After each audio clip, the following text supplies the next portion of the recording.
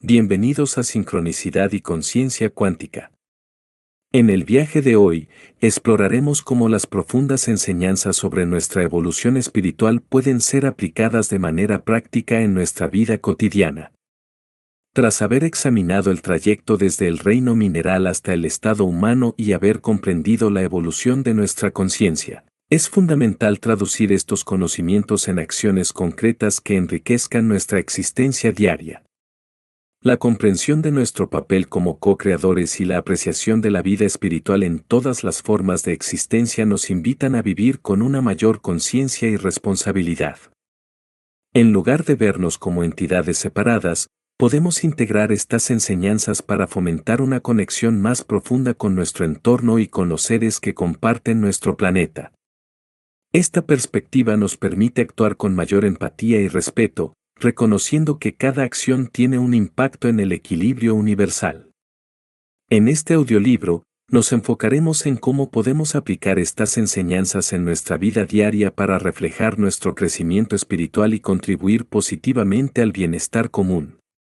Desde las decisiones cotidianas hasta cómo enfrentamos los desafíos, cada momento se convierte en una oportunidad para practicar la sabiduría adquirida y avanzar en nuestro propio desarrollo espiritual. Al hacerlo, no solo enriquecemos nuestra vida, sino que también ayudamos a construir un mundo más armonioso y equilibrado para todos. Les invitamos a acompañarnos en esta exploración transformadora. Nuestro viaje espiritual. El hijo pródigo. Érase una vez, en una tierra muy, muy lejana, una familia muy acaudalada. Poseían muchas tierras y animales, y mucho oro, plata y joyas de gran valor. Había muchos sirvientes que velaban por las propiedades vastas de la familia. Un día, el hijo menor vino hacia su padre y le dijo: «Padre, he estado pensando. Toda mi vida he estado aquí en el hogar. Tengo todo lo que pudiera desear en la vida, pero siento que falta algo.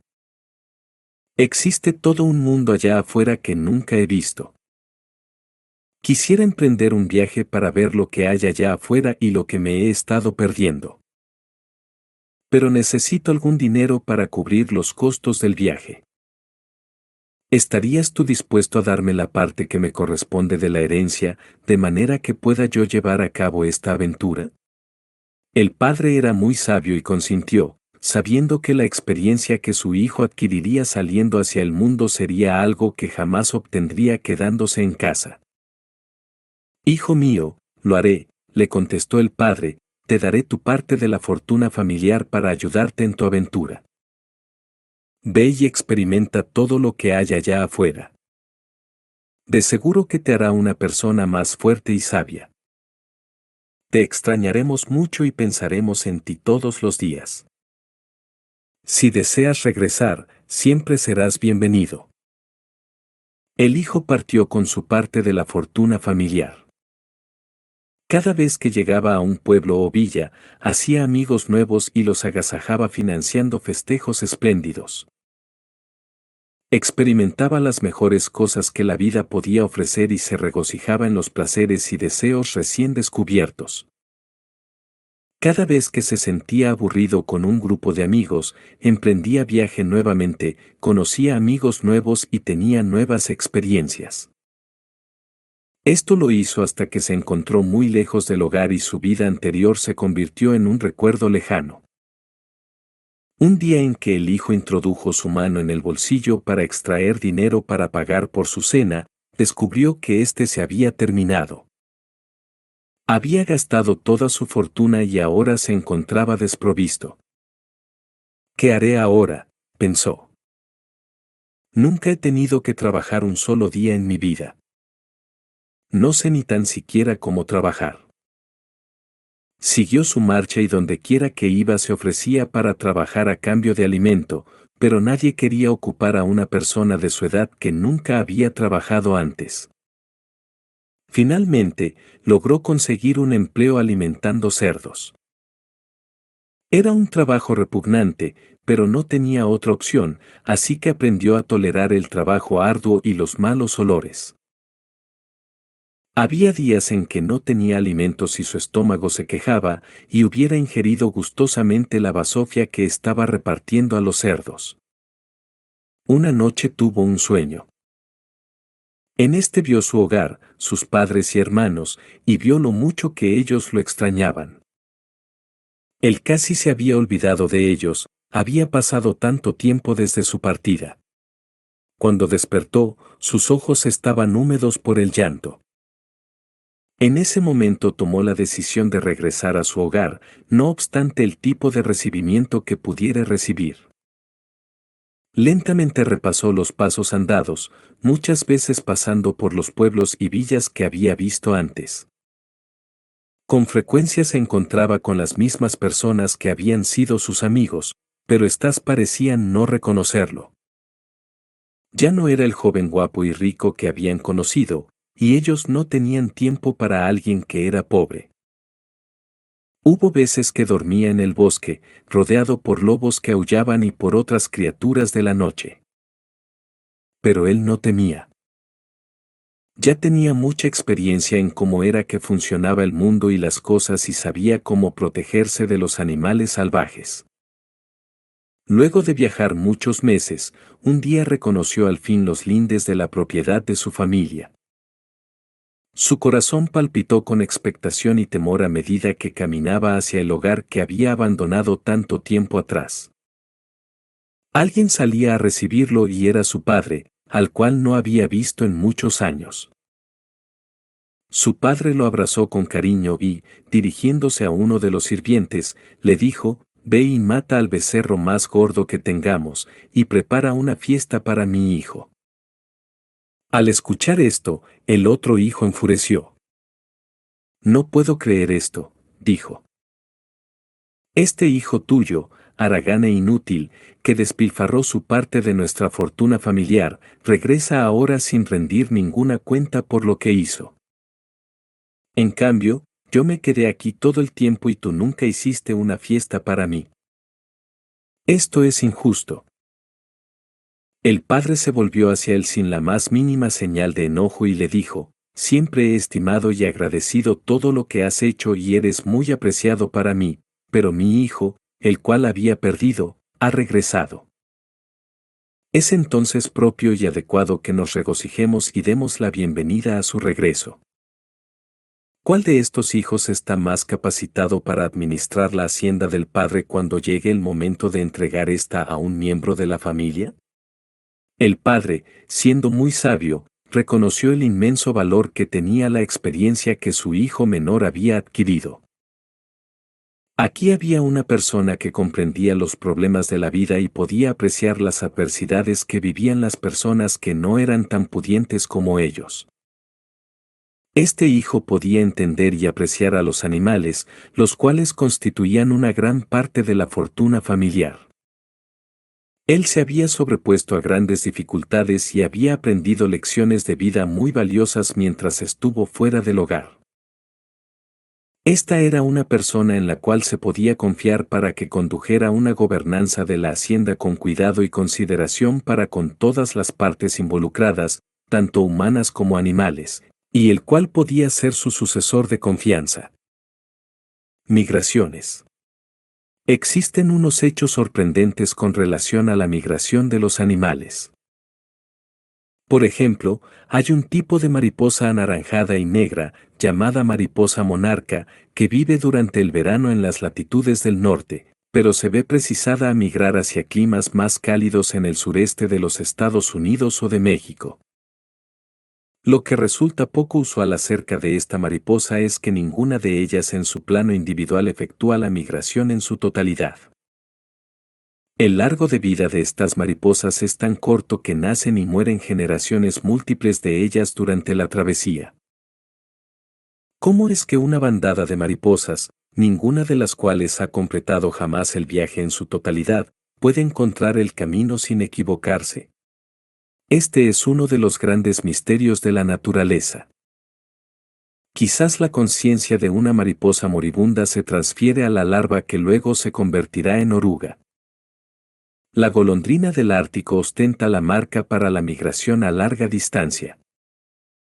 Todos los años estas golondrinas completan un viaje ida y vuelta del Ártico al Antártico. Cada pequeño pájaro vuela más de 44.000 millas al año y ni siquiera reciben un bono de millas por ser un viajero frecuente. Dado que la golondrina del Ártico puede vivir más de 30 años, en su vida habrá volado más de 1.3 millones de millas, cantidad equivalente a 3 viajes ida y vuelta a la Luna. Nosotros también nos encontramos en una gran migración. Nosotros también hemos abandonado nuestro hogar ancestral hace mucho, mucho tiempo, para de esta manera adquirir experiencia en el mundo de las formas.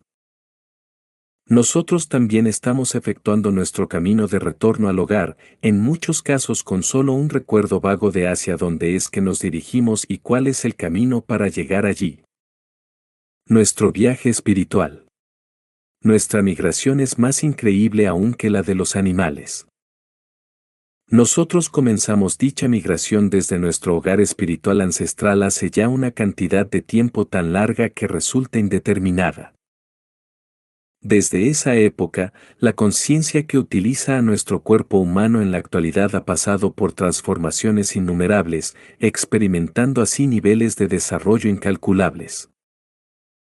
En la parte de nuestro viaje correspondiente a la partida, experimentamos no solo varios niveles de existencia entre lo más elevado espiritualmente hasta lo más denso en términos físicos, sino que también experimentamos la conciencia en diferentes formas, mineral, vegetal, animal y ahora humana. Es importante que tengamos presente que cuando hablamos de formas, no son necesariamente formas físicas. Las formas pueden existir también en materia que sea menos densa que la física, tal y como veremos más adelante.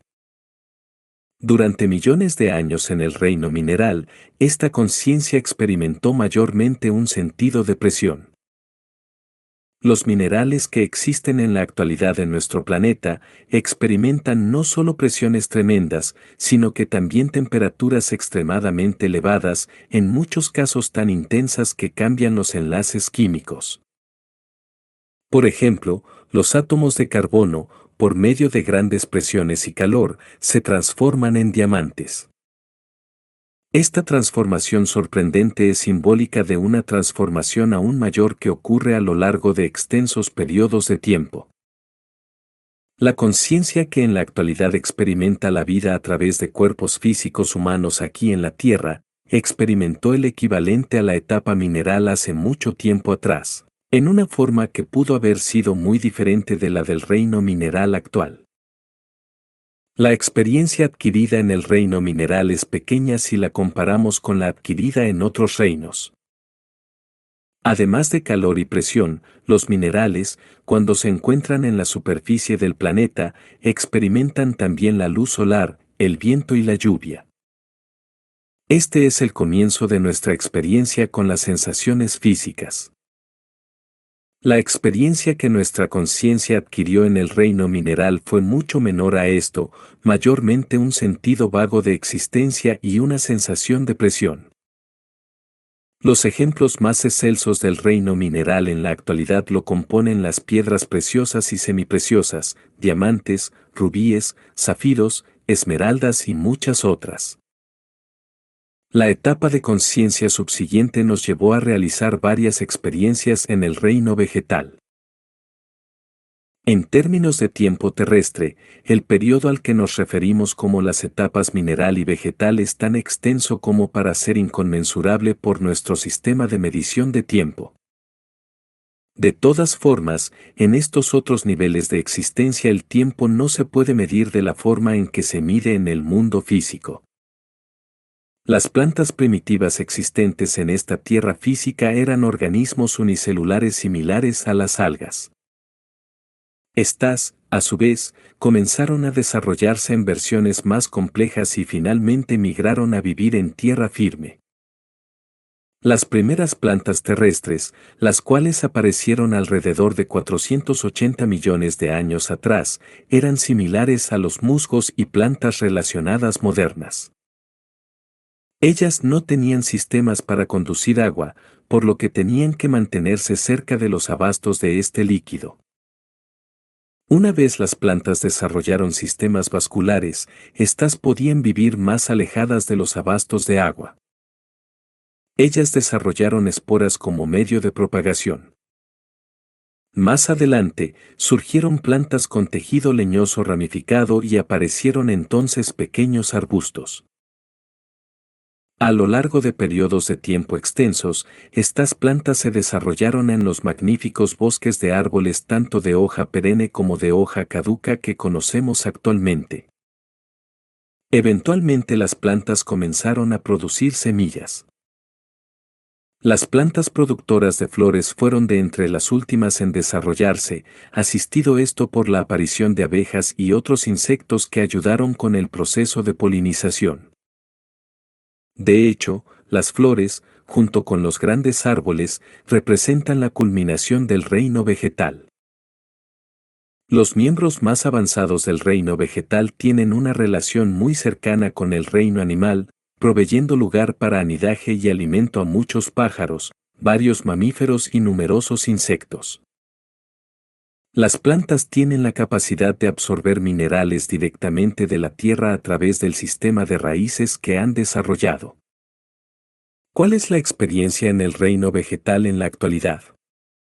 Las plantas han aprendido técnicas de supervivencia y de reproducción, así como que han logrado adaptarse a condiciones del tiempo, cambios climatológicos y variaciones de estaciones.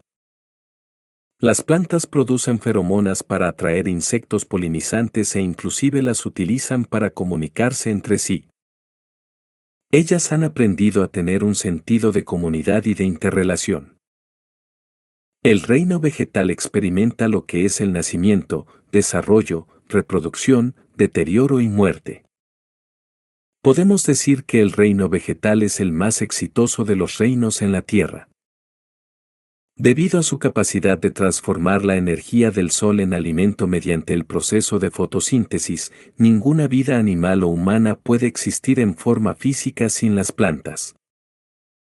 Una vez la vida que mora en el interior ha llegado a determinado nivel de conciencia dentro del reino vegetal, comienza su transición hacia el reino animal conforme una nueva vida incipiente va insuflando los rangos más bajos del reino vegetal, desplazando las otras vidas hacia arriba en el escalafón para que éstas hagan uso de las formas más complejas que están siendo creadas constantemente. Esta es una de las leyes de la naturaleza. A medida que ocurre crecimiento y desarrollo espiritual, aquel que inició el crecimiento se mueve hacia arriba en la escala y automáticamente sube a otros detrás de sí. Como dijo Jesús, yo, si fuese levantado, atraería a todos los seres humanos hacia mí. La naturaleza nunca reinventa la rueda. Este es el mismo método que se ha venido usando por tiempo inconmensurable en otros sistemas aparte del nuestro. Aunque el proceso luce como increíblemente lento, tomando miles de millones o millones de años, sabemos que los conceptos de tiempo y espacio son en realidad una ilusión. Parecen ser reales para nosotros aquí en la Tierra, pero en otros niveles de conciencia dichos conceptos son desconocidos. El reino animal ha creado formas aún más complejas para que la vida que mora en el interior las utilice en su experimentación del mundo exterior. No olvidemos que nuestra conciencia no existe en el plano físico únicamente, sino que también existe en otros planos de experiencia, los cuales poseen tasas vibracionales más sutiles a las que estamos acostumbrados en el plano físico. A medida que vamos consolidando en nosotros las vibraciones más burdas correspondientes al plano físico, vamos perdiendo capacidad de percatarnos de las frecuencias vibracionales más elevadas. Sin embargo, esto no debe ser motivo de preocupación. Así es la forma en que la naturaleza opera. Recuperaremos la conciencia a esos niveles más elevados una vez hayamos logrado la experiencia necesaria en este nivel de conciencia más bajo. Entonces comenzaremos el proceso consciente de regreso a la fuente de origen. Resulta fácil maravillarnos ante las complejidades del reino animal. Las variedades de formas que existen allí y los instintos y hábitos que observamos en los distintos animales nos parecen milagrosos. ¿Cómo criaturas que se desarrollaron de los reptiles adquirieron la habilidad de volar por los aires? ¿Cómo es que los animales migran de forma infalible a lo largo de miles de millas? Tomando en consideración la gran variedad de animales, tanto extintos como existentes, que se han desarrollado a lo largo de millones de años, no podemos menos que admitir que la naturaleza posee unas habilidades que aturden. Los dinosaurios gigantescos y las criaturas acuáticas enormes que habitaron la Tierra en un momento, continúan produciendo asombro y admiración entre niños y adultos por igual. La jerarquía espiritual. La pregunta de si todo este desarrollo prosigue por su cuenta de forma fortuita y por selección natural o si existe intervención divina ha constituido un tema de debate por muchos años. Aunque la naturaleza es maravillosa en sus habilidades naturales, también incluye dentro de sí a una jerarquía espiritual que asiste en el proceso. Esta jerarquía espiritual la componen una variedad de individuos casi infinita, algunos con un nivel de conciencia menor al humano y muchos con niveles de conciencia muy superior al humano. Cada uno de los miembros de esta jerarquía ha pasado, o pasará, por la etapa humana de conciencia. Esta jerarquía espiritual no tiene necesidad de recurrir, en los diversos reinos existentes, a métodos de creación mágicos. La magia que utilizan consiste en las leyes normales de la naturaleza, las cuales ellos siguen y obedecen de forma escrupulosa. Este es el significado del adagio traducido del inglés literalmente como que Dios geometriza. Todo se desarrolla y crece conforme la ley natural, con la vigilancia esmerada de aquellos que están llevando a cabo dicha creación. ¿Qué es lo que se aprende en nuestra residencia temporal en el reino animal? Resulta que los animales han aprendido mucho. Aprendieron acerca de la locomoción, la habilidad de nadar, caminar o volar y moverse a voluntad.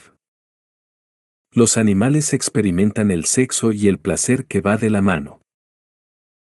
También han aprendido lo que son los celos y la determinación de repeler a aquellos otros que tengan la intención de arrebatarle su pareja o parejas sexuales.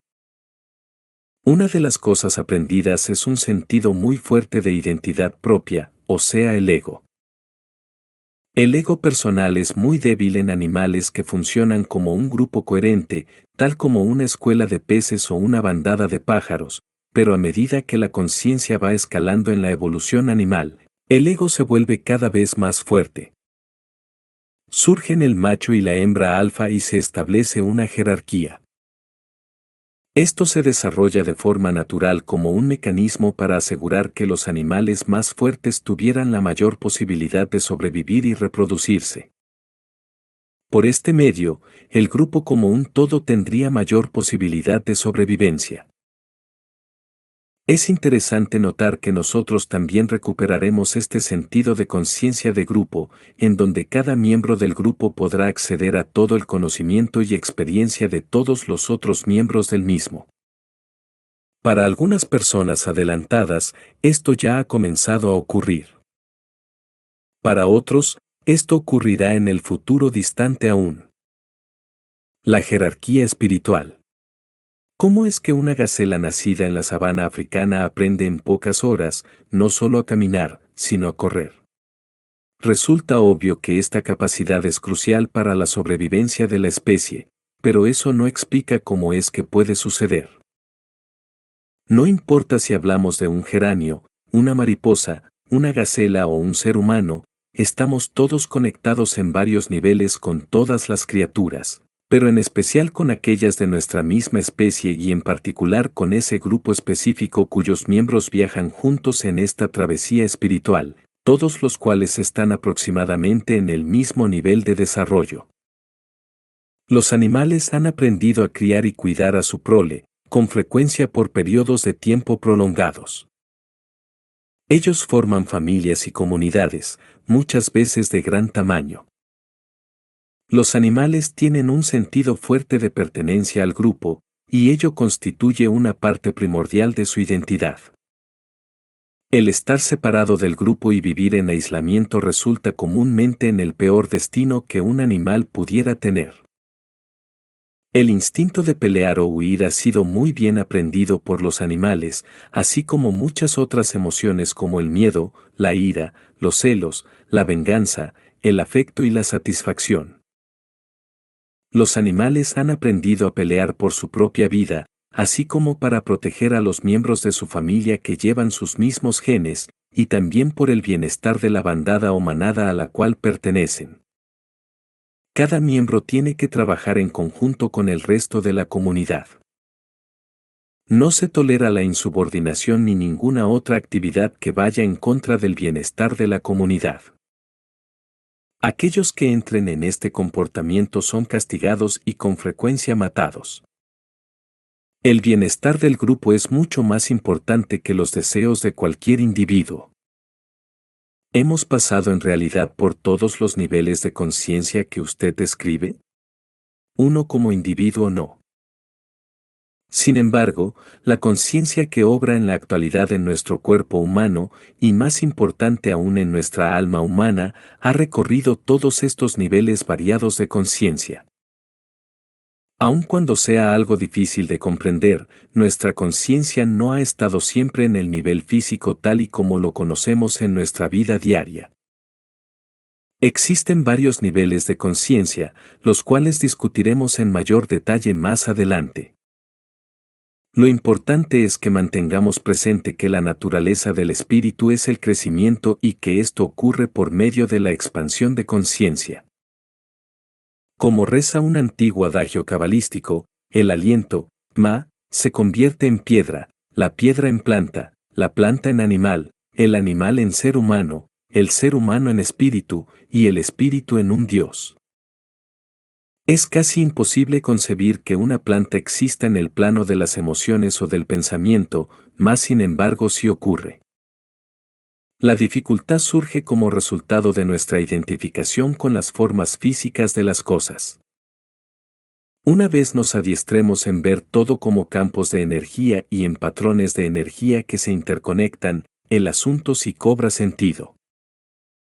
Podremos entonces reconocer que cada paquete de energía espiritual debe experimentar todos los niveles de conciencia, comenzando por el primer paso. Esta transformación, tal y como la hemos estipulado, requiere de periodos de tiempo inmensos. Sin embargo, no debemos preocuparnos, ya que tenemos todo el tiempo que sea necesario, y además, no existe ni el pasado ni el futuro, solo el eterno ahora. Nos resulta apropiado examinar cuidadosamente la naturaleza del reino animal. ¿Por qué? Porque los cuerpos que habitamos en la actualidad fueron desarrollados del reino animal y llevan dentro de sí muchos de los instintos que fueron surgiendo durante la fase animal de la evolución. Tenemos todavía dentro mucho de naturaleza animal. Solo tenemos que observar el instinto de manada de muchas personas y la forma en que grupos étnicos y religiosos tratan de obligar a sus miembros a cumplir con sus patrones de conducta grupales. Aún hoy, existen culturas en donde ciertas actividades que no cumplen con los patrones grupales son castigables con la muerte. Conozco a muchas personas que han retenido en definitiva mucho de sus características animales, como la agresividad, la desconfianza y la avaricia. En algunos aspectos no hemos progresado mucho a partir de nuestras raíces animales, pero en otros aspectos sí. La gran diferencia entre la conciencia animal y la humana estriba en que nuestra mente se ha desarrollado muy por encima de la del animal. De hecho, ese es el rasgo más importante que nos separa, la habilidad de pensar en patrones complejos, planificar y ejecutar dichos planes, proyectar y construir. Los seres humanos tenemos libre albedrío, poseemos la capacidad de tomar decisiones y afectar nuestro propio destino, cosa que no existe en ninguno de los reinos inferiores. Este libre albedrío trae consigo responsabilidades añadidas. Dado que ahora no dependemos en los instintos naturales únicamente, pues hemos adquirido injerencia en determinar cómo vivimos y qué hacemos con esta habilidad maravillosa de pensar, ahora somos responsables por nuestras decisiones. Hemos entrado en el reino del karma, algo que no existía en los reinos animal, vegetal y mineral, al menos no de la misma manera que existe en el reino humano. Ahora somos responsables por todos nuestros pensamientos y emociones. El karma es el resultado de haber adquirido el rango de co-creador. Nosotros ahora tenemos la capacidad de crear usando nuestras habilidades de pensamiento. Un artista concibe en su mente la imagen antes de que ésta aparezca en el lienzo o en la piedra. El escritor crea en su mente la frase o el concepto antes de que éste aparezca sobre el papel. Con todas estas habilidades añadidas surge también la responsabilidad añadida. El karma es la ley natural que conecta toda acción creadora con el resultado que ésta produzca. La causa produce un efecto. Nosotros, como creadores de la causa, hemos creado también el efecto, aun cuando no veamos este de inmediato. El karma, visto desde una perspectiva diferente, mantiene una presión sobre nosotros, a veces sutil, a veces no, la cual siempre nos guía en la misma dirección en la que obra la ley natural. Mientras más nos alejemos de la ley natural, mayor será la intensidad de la presión para traernos de vuelta a la dirección correcta. Evolución física y evolución de conciencia. Las teorías sobre la evolución que tiene la ciencia se enfocan en un aspecto limitado de la misma. De hecho, existen 3 tipos de evolución diferentes ocurriendo en todo momento: la evolución del espíritu, la de la conciencia y la de la forma física. Las formas físicas que están evolucionando continuamente no son otra cosa que instrumentos para proveer vehículos para que tanto el espíritu como la conciencia que moran dentro adquieran experiencia. En esta etapa de nuestra evolución espiritual, estamos inmersos tan profundamente en la evolución física, debido a la etapa de desarrollo mental que hemos adquirido, que nos encontramos en contacto con el aspecto más elevado de nuestro ser solo escasamente. Es nuestro apego a la forma y el hecho de que hemos perdido la conexión con nuestra naturaleza espiritual lo que nos causa dolor y sufrimiento en la vida. ¿Cuáles animales representan la culminación de la conciencia animal?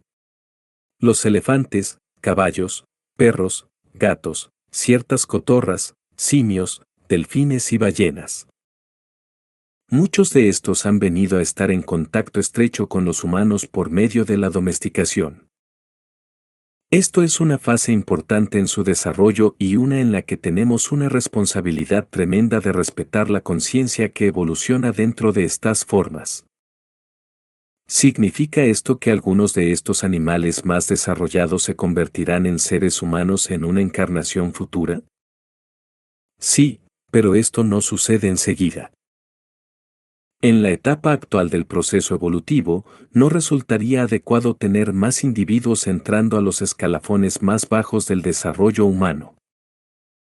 Al presente no existen las condiciones necesarias para que tales seres tuvieran una existencia significativa, y su presencia podría representar grandes dificultades para aquellos que ya están un tanto adelantados en la experiencia humana. Tenemos nuestras manos llenas tal y como están las cosas sin tener que lidiar con dificultades adicionales. El karma como tal no afecta a los miembros de los reinos mineral, vegetal y animal. Estos están simplemente siguiendo las leyes de la naturaleza, las cuales tienen como resultado el desarrollo de los instintos que todos ellos siguen de forma natural. Todos los minerales son perfectos como minerales. Ellos se han estado desarrollando bajo el efecto de la ley natural a lo largo de miles de millones de años. Las plantas también son perfectas como plantas.